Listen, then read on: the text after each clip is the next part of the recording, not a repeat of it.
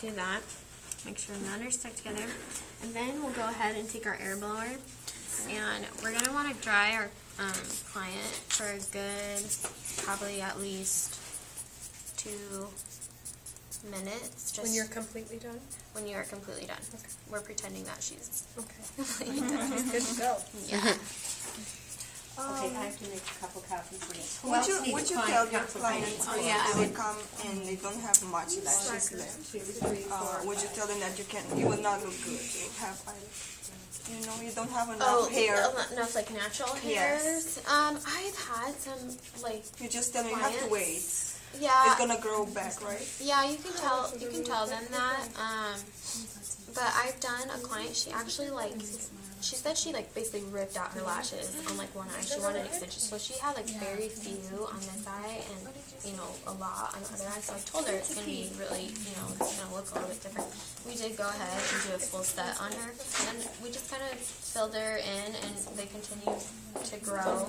Because when they're done correctly, it really doesn't affect the growth. So she was able to just keep letting them grow, but also have extensions on at the same time. So, and this is nice because you can get really close, thank you, to the eye with this. You want to make sure they're totally dry, because if they're not, when they open their eyes, the glue, if it's still wet, the fumes will sting. It'll just sting for a little bit, so until it's totally dry. So then at this point, I usually take my tweezer and I kind of lift. You see how I'm doing that? I kind of just lift and make sure that no lashes are stuck to the tape, because sometimes these lower lashes can get stuck to the tape.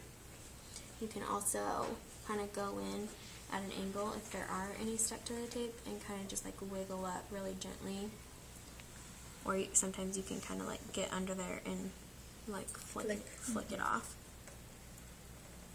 So she doesn't have any stuck to the tape. So we will ask her to open.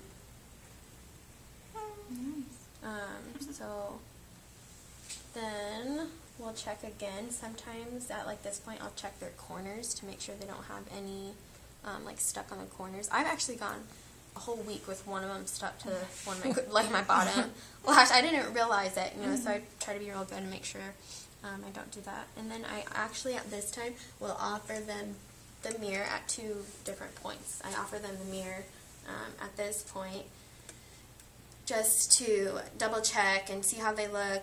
I don't see anything.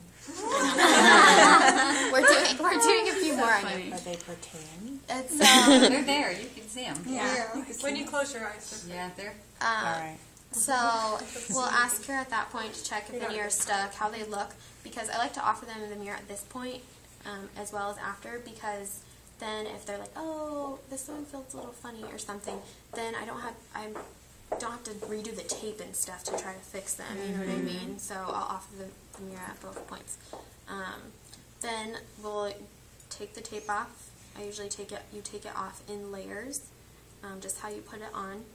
We'll sit them up and we'll ask them to look in the mirror again.